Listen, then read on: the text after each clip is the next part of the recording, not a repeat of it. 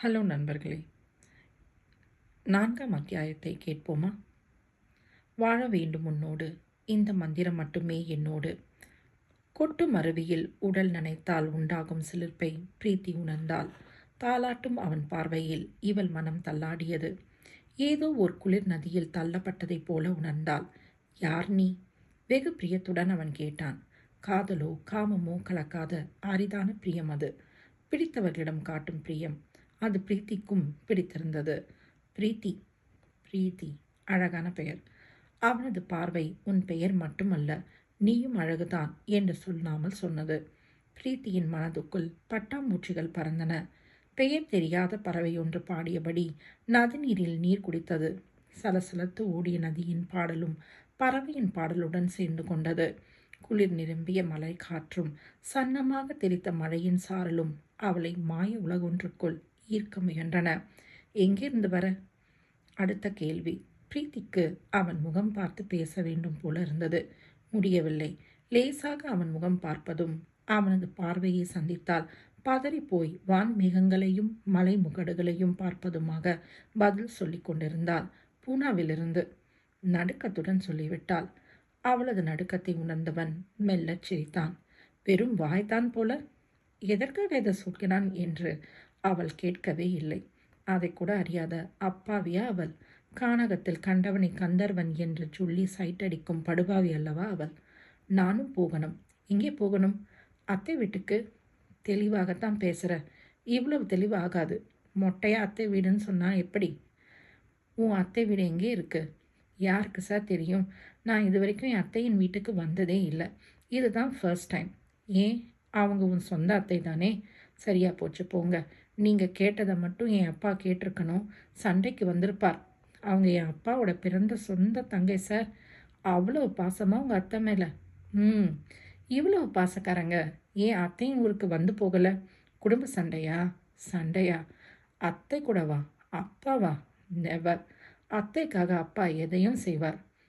அப்படிப்பட்டவர் தங்கையின் வீட்டுக்கு வந்து போயிருக்கலாமே. அந்த கதையை ஏன் சார் கேட்குறீங்க? அத்தை கல்யாணமான நாளிலிருந்து எங்கள் வீட்டில் தான் இருந்தாங்களாம். அத்தையின் கல்யாணம் முடிந்து ஆதவனத்தான் பிறந்த பின்னால் தான் எங்கள் அப்பாவுக்கும் அம்மாவுக்கும் கல்யாணம் நடந்ததாம். அவள் பேசுவதையே ரசித்து கேட்டுக்கொண்டிருந்தவனின் முகம் கடுமையானது. பிரீத்தி திகைத்தாள். நான் ஏதும் தப்பாக சொல்லிட்டேனா சார்? ஏன், என்ன பெயர் சொன்ன? யாரோட பெயரை கேட்குறீங்க சார்? அப்பா பேரா இல்லை அத்தையின் பேரா? 2 பேரின் பேரையும் நான் சொல்லவே இல்லையே. உன் அத்தான்னு எவனோ ஒருவன் பேரை சொன்னியே. ஆதவன் அத்தான். ஆதவன். அவர் தான் என்னை கோயம்புத்தூர் ஏரோட்ராமிலிருந்து பிக்கப் பண்ணிக்க வந்தார். நாங்கள் வந்த கார் வழியிலேயே நின்று விட்டது. மெக்கானிக்கிற்கு ஃபோன் பண்ணினார். மெக்கானிக்கும் வந்தாச்சு. அவங்க காரை பார்த்துக்கிட்டு இருந்த கேப்பில் நான் ஃபாரஸ்ட்டை பார்க்க இந்த பக்கமாக எஸ்கேப் ஆகிட்டேன். அவள் சொன்னதை சிந்தனையுடன் கேட்டுக்கொண்டிருந்தவனின் முகத்தில் சினம் படர்ந்தது. ஃபாரின் கார் வாங்கினா மட்டும் போதாது, அதை எப்படி மெயின்டைன் பண்ணணும்னு தெரிஞ்சு வச்சிருக்கணும். எதற்காக அவனுக்கு இத்தனை கோபம் என்று புரியாமல் அவன் முகத்தையே குறு என பார்த்து கொண்டிருந்தவளுக்கு ஆச்சரியமாகிவிட்டது. ஆதவனின் கார் ஃபாரின் கார் என்று இவனுக்கு எப்படி தெரியும்? சரியாக சொல்கிறானே. அத்தானின் கார் ஃபாரின் கார்னு உங்களுக்கு எப்படி தெரியும்? அத்தனை உங்களுக்கு தெரியுமா? அத்தானே உங்களுக்கு தெரியுமா? அவன் பதில் சொல்லவில்லை. கடுகிடவன் இருந்தான். பிரீத்திக்கு வருத்தமாகிவிட்டது. பாறாங்கல் முகத்துடன் அவளிடம் பேச வந்தவன் அப்போது தான் இலகி ஒரு சிரிப்பு சிரித்தான். பிரியமாக சில வார்த்தைகளை பேசினான். புரியாமல் எதையோ பேசி பிரீத்தி அதற்கும் வேட்டு வைத்து விட்டாலே. பிரிய போகும் நேரத்தில் இப்படியா நிகழ வேண்டும்?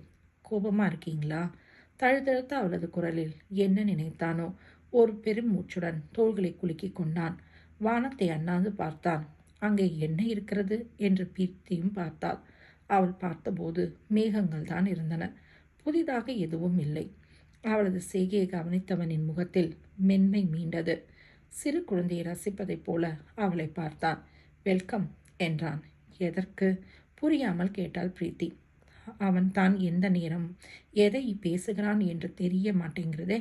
வரவேற்கிறானா என்று நன்றி சொல்லி வைத்தால் அதற்கும் ஏதாவது சொல்லி வைப்பான். தற்காத்துக் கொள்வதே உச்சிதமானது.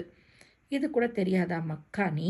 அவன் விமர்சித்ததில் அவளுக்கு ரோஷம் பொத்து கொண்டு வந்தது. காலேஜில் கோல்டு மெடல் வாங்கியிருக்கேன் சார். அவசரப்பட்டு வார்த்தையை விட்டு விடாதீங்க. விட்டா அள்ள முடியாது அப்படின்னு யார் சொன்னது? உன் பாட்டியா? ஆமாம் என்பதில் பிரீத்தியின் முகம் விழுந்து விட்டது. லேசாக அசடு வழிகிறதோ என்று கூட சந்தேகம். செல்போனை பார்ப்பது போல அதன் கண்ணாடி திரையில் முகம் பார்த்து கொண்டால் நல்லாத்தான் இருக்கேன். நிம்மதியாகி நிமிர்ந்து பார்த்தவளுக்கு தூக்கி வாரி போட்டது. ஒரு குறுஞ்சிரிப்புடன் அவன் அவளை வேடிக்கை பார்த்து கொண்டிருந்தான். பிரீத்திக்கு முகத்தை எங்கே வைத்துக் கொள்வது என்று தெரியவில்லை. இப்படியா மாட்டி தொலைப்பாள்? என்னை பிடிச்சிருக்கா? Computer engineering. எங்கள் ஊருக்கு வந்திருக்கிறாய், அதற்காகத்தான் வெல்கம். நன்றி சொல்லத்தான் நினைத்தாள். அவன் அவளை வாரிய வாரல் நினைவுக்கு வந்ததில் நல்ல வேலை, இப்போதாவது சொன்னீங்களே என்று அவனைப் போலவே குறுநகை புரிந்தாள். அவள் வம்புக்கு இழுக்கிறாள் என்பதில் அவனது கண்கள் ரசனையுடன் மின்னின. அவளை ஒரு மார்க்கமாக பார்த்தபடி, வேறு எப்போது சொல்வேன்னு நினைச்ச என்று கேட்டான். நான் பூனாவுக்கு போக ஃப்ளைட்டில் ஏறும்போது சொல்வீங்கன்னு நினைச்சேன் சார். பவ்யமான பதில். வால் ஒன்றுதான் இல்லை. பல்வரிசை தெரிய சிரித்தான். என்னை குரங்குன்னு சொல்கிறீங்களா? சண்டைக்கு வருவதைப் போல கேட்டவள், எங்கள் வீட்லேயும் இதைத்தான் சொல்கிறாங்க என்று வாய் விட்டு விட்டாள். சொல்லாமல் எப்படி இருப்பாங்க? போதும் சார், நான் போயாகணும். அத்தானை பார்க்க அவசரமா? ஒரு தினசான குரலில் அவன் வினவினான். ஆதவன் என்றால் அவனுக்கு ஆகாது போல என்று நினைத்து கொண்ட பிரீத்தி, அத்தையை பார்க்க அவசரம் என்றாள். அடேங்கப்பா, அத்தையின் மீது கொள்ளை பாசம் போல. இப்போதும் இடுக்கான குரல். அவளுடைய அத்தையின் மீது அவளுக்கு பாசம் இருப்பதில் இவனுக்கென்ன இத்தனை ஆட்சேபனை? இருக்காதா பின்ன? என்னையும் பிரசாத்தையும் தூக்கி வளர்த்தவங்க அவங்க. பிரசாத்தா? யாரது? என் அண்ணன் பூனாவில் இருக்கிறான். ஓ, ஆதவன் அத்தானும் ஆர்த்தியும் பூனாவில் பிறந்து வளர்ந்தவங்க தான். அத்தை எங்கள் கூட தான் இருந்தாங்க. உன் அத்தையின் ஹஸ்பண்ட் எங்கே இருந்தாராம்? அவனது குரலில் தான் எத்தனை குரோதம், ஆத்திரம், அகங்காரம். வைதஸ் கொலவெறி. ஆதவனின் மீது இவனுக்கு விரோதம் இருக்கலாம். ஆதவனின் அலட்டல் அப்படிப்பட்டது தான். ஆனால் மாறன் மாமா அமைதியின் சிகரம் ஆயிற்றே. அவரை ஏன் இவனுக்கு பிடிக்கவில்லை? இங்கே தான் இருந்திருக்கணும். யூகமா? இல்லைன்னு சொல்ல மாட்டேன். என் நினைவு தெரிந்த நாளில் இருந்து அத்தையும் ஆதவனும் ஆர்த்தியும் எங்கள் கூட பியூனாவில் தான் இருந்தாங்க. மாதத்திற்கு ஒரு முறை மாமா வந்து விட்டு போவார். அப்பாவுக்கு மாமாவை கண்டாலே ஆகாது. அவர் ஏன் வருகிறார்னு சத்தம் போடுவார். அத்தை அழுவாங்க. அவனது முகம் பார்க்காமல் விவரித்து கொண்டிருந்தாள் பிரீத்தி. அறிமுகமில்லாத எவனோ ஒருவனிடம் தன் அத்தையை பற்றி விவரங்களை விவரித்து கொண்டிருப்பதை அவள் உணரவில்லை. பொதுவாக பிரீத்தி இப்படி மனதில் உள்ளதையெல்லாம் கொட்டிவிடும் ரகம் அல்ல. கலகலவென்று பேசினாலும் எதை பேச வேண்டும், எதை பேசக்கூடாது என்ற வரைமுறை அவளுக்கு தெரியும். அந்த புத்திசாலித்தனமான பிரீத்தி தன்னை மறந்து அவனிடம் பேசிக்கொண்டிருந்தாள். அது என்னவோ, அவன் எதை கேட்டாலும் மறைக்காமல் சொல்லிவிட வேண்டும் போல இருந்தது. ஏனென்று தான் தெரியவில்லை. அப்போ ஆதவனத்தானுக்கு 15 வயது இருக்கும். எனக்கு 8 வயது. மாமா திடீர்னு வந்து அத்தையும் அவருடைய பிள்ளைகளையும் அவரோட ஊருக்கு கூப்பிட்டு கொண்டு போவதாக சொன்னார். அப்பா அனுப்ப மாட்டேன்னு சத்தம் போட்டார். அத்தை மாமாவுடன் கிளம்பிட்டாங்க. உன் அப்பா எதற்காக உன் அத்தையை தடுக்கணும்? அவங்களோட ஹஸ்பண்ட் ஊருக்கு தானே கிளம்பினாங்க. அதுதான் எனக்கும் தெரியல. உனக்கு உரிமை இல்லாத வீட்டுக்கு நீ போகக்கூடாதுன்னு அப்பா கோபப்பட்டார். மாமா சுயமாக சம்பாதிச்சு அத்தைக்காக சொத்து சேர்த்து வைத்து கொண்டு கூப்பிடுறாரான்னு ஆத்திரப்பட்டார்.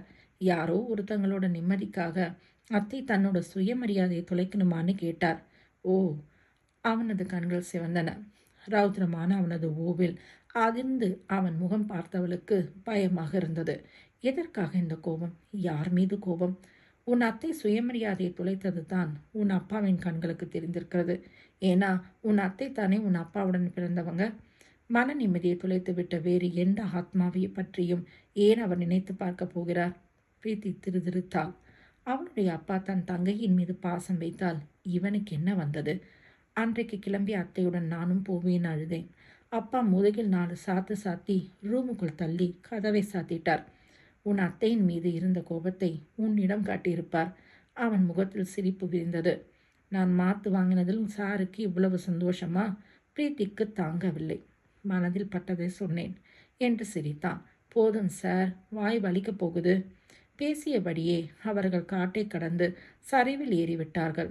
மேடான சாலையில் கார் நின்றிருந்தது. வாங்க சார், அத்தானை உங்களுக்கு அறிமுகப்படுத்தி வைக்கிறேன் என்றாள் பிரீத்தி. அவனை நீ எனக்கு அறிமுகப்படுத்தி வைக்கிறாயா? Good joke. அவன் காட்டுக்குள் நடக்க ஆரம்பித்தான். அவ்வளவு தானா? அவரது கேள்வியில் நின்று விட்டான். பிரீத்தி நாக்கை கடிந்து கொண்டாள். அவன் போகிறானே என்ற வேகத்தில் அவளது ஆர்வத்தை வெளிப்படுத்தி விட்டாளே. வேறு என்ன வேண்டும்? தோரணையாக அவன் கேட்ட விதத்தில், இந்த காடு வேண்டும், கொடுக்குறீங்களா என்று கேட்டுவிட்டாள். காடு, மலை, செடி, கொடி, கடல்னு நாம் சொந்தம் கொண்டாட முடியாத கடவுளின் கொடைகளை விட்டு வைப்போம். நதிகளை கூட விட்டு வைக்கல. இந்த காடு என்னோட அடையாளம். நீயும் இதை அடையாளப்படுத்திக்கலாம். பொதுவான எதையும் உரிமைப்படுத்திக்க நினைக்காதே. அவன் போய்விட்டான். பிரீத்தி அசையாமல் நின்றாள். அவனை பார்க்க முடியாதா என்ற ஏக்கம் அவளுக்குள் இருந்தது. அவனை பார்க்க வேண்டும் போல இருந்தது. அந்த நொடியில் அவளுடைய அப்பா தன் தங்கையிடம் உரிமை இல்லாத இடத்துக்கு போகாதே என்று தடுத்தது நினைவுக்கு வந்தது. இத்துடன் 4ஆம் அத்தியாயம் முடிந்தது. அடுத்த அத்தியாயத்தை அடுத்த காணொளியில் கேட்போம். நன்றி நண்பர்களே.